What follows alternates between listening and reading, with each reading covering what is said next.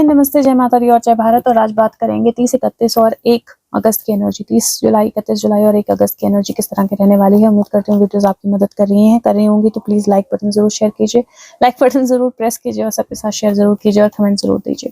So let's see 30 जुलाई की energy हम सबके लिए कैसी रहने वाली है।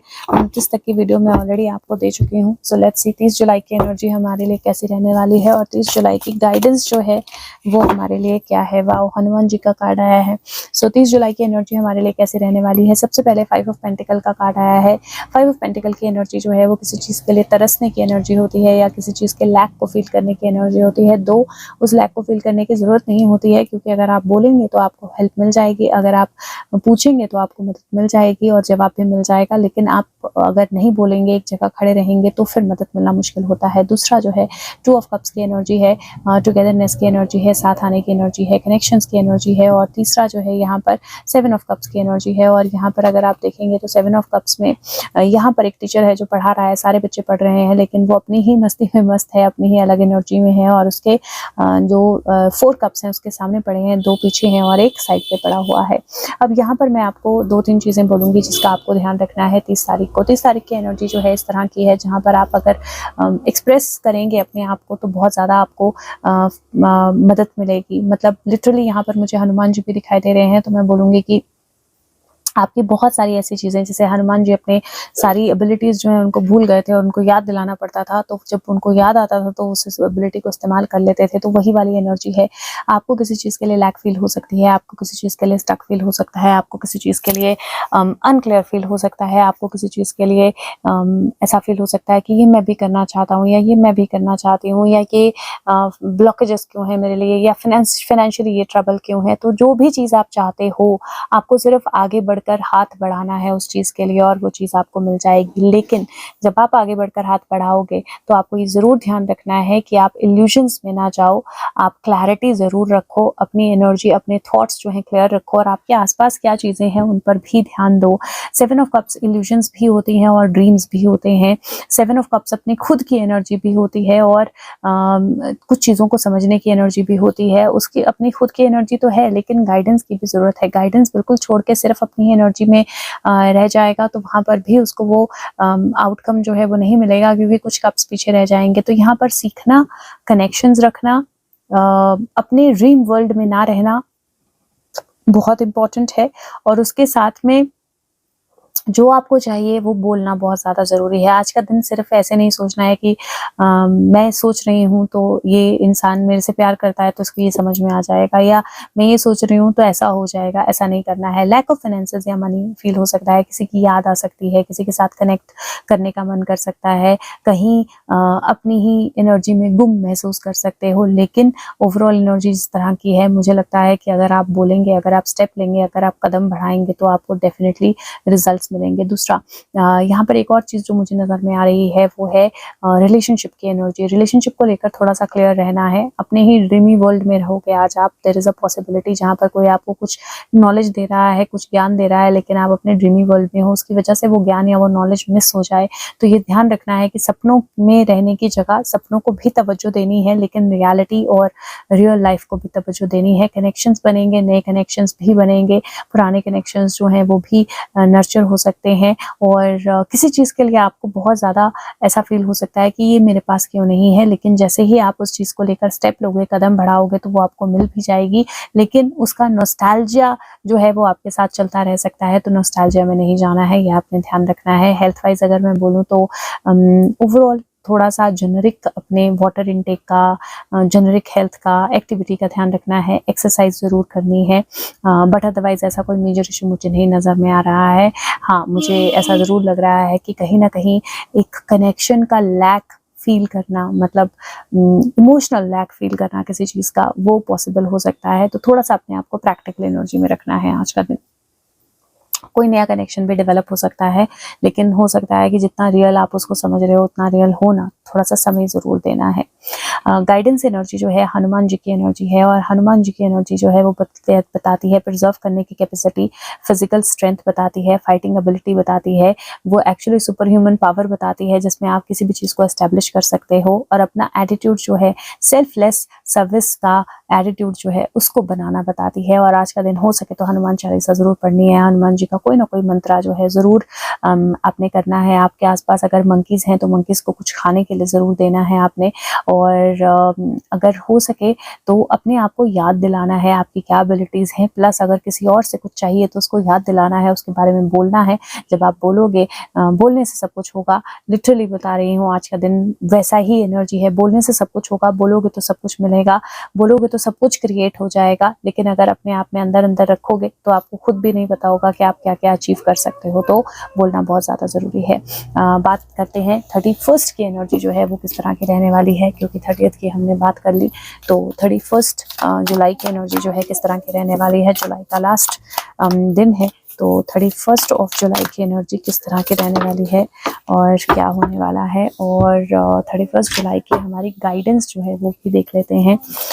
31st जुलाई की गाइडेंस जो है वो क्या रहने वाली है। ओके, सुनाओ, बहुत सारे कार्ड्स आ गए। ओके, लेट्स सी 31st जुलाई की एनर्जी कैसे रहने वाली है। 31st July, wow, beautiful energy, 3 of wands, completion है किसी तरह की, कोई चीज़ कंप्लीट होती हुई नजर आएगी, कोई एक्शन कंप्लीट होता हुआ नजर आएगा, कोई मिशन कंप्लीट होता हुआ नजर आएगा, कोई प्रोजेक्ट कंप्लीट होता हुआ नजर आएगा, तो वो कंप्लीशन की एनर्जी है।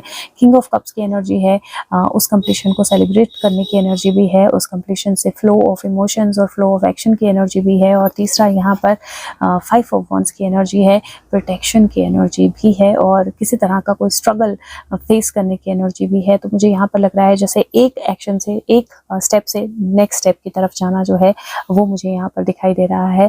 और अगर आप इन कार्ड्स को ध्यान से देखोगे तो ऐसा लगता है जैसे वो अपना मिशन कंप्लीट करके आया है, आकर उस अपने थ्रोन पे बैठा है, उस थ्रोन पर बैठने के लिए उसको चैलेंज करने के लिए कोई आया है, लेकिन बिल्कुल छोटी छोटी गैंग जो है उसी ने चैलेंजर को बाहर रोक लिया है, तो चैलेंजर जो है किंग तक पहुंच भी नहीं पा रहा है।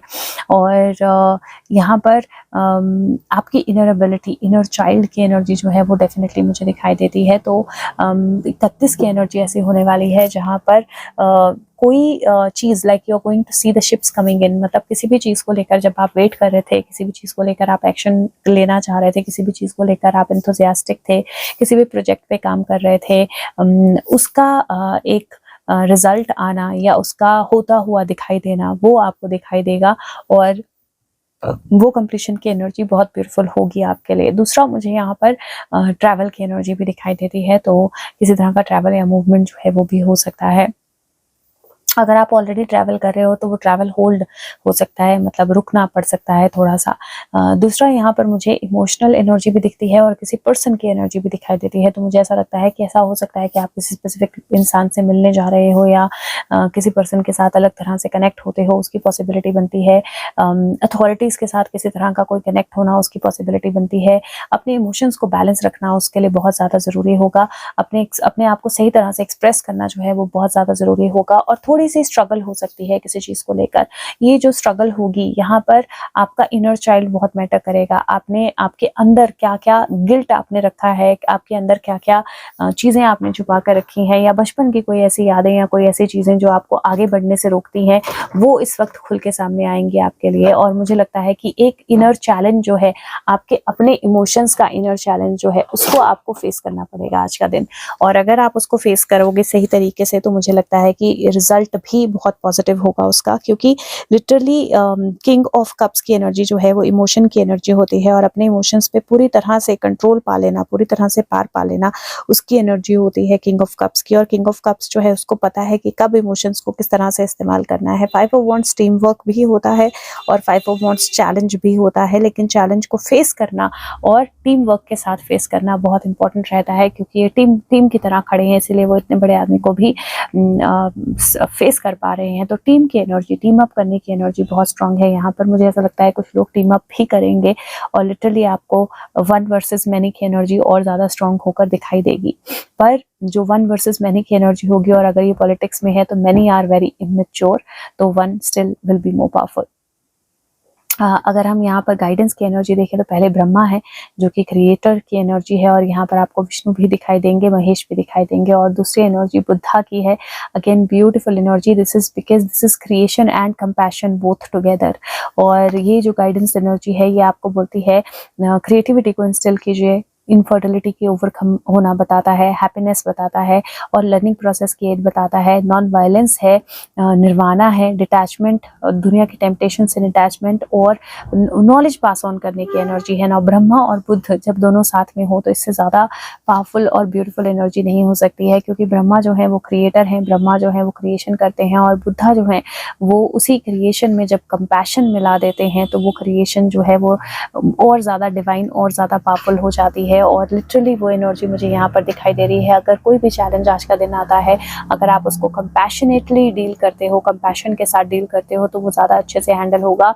अगर ये लड़ने की जगह बच्चों के साथ प्यार से डील करेगा तो गेट का रास्ता मिल जाएगा। तो इमोशंस को, एनर्जी को किस तरह से कब यूज़ करना है ये बहुत ध्यान देने की बात होगी। अपनी हार्मोनल हेल्थ का ध्यान रखना है, health wise, back spine health का ध्यान रखना है हेल्थ वाइज। और अगर चाइल्डहुड से, बचपन से आपको किसी तरह का कोई हेल्थ इशू है जो बार बार रियकर होता है तो उसके रियकरेंस की एनर्जी है तो उसका थोड़ा सा ध्यान रखना है। बाकी मेडिटेशन ज़रूर करनी है, ये ज़रूर थोड़ा 5 मिनट के लिए बेसिकली मेडिटेशन में बैठिएगा, पर मेडिटेशन ज़रूर कीजिएगा, बहुत ज़्यादा हेल्प करेगी। और यहाँ पर लिटरली 1 वर्सेस मैनी की एनर्जी है, लेकिन कुछ ना कुछ कंप्लीशन की तरफ जाएगा, ये डेफिनेट है।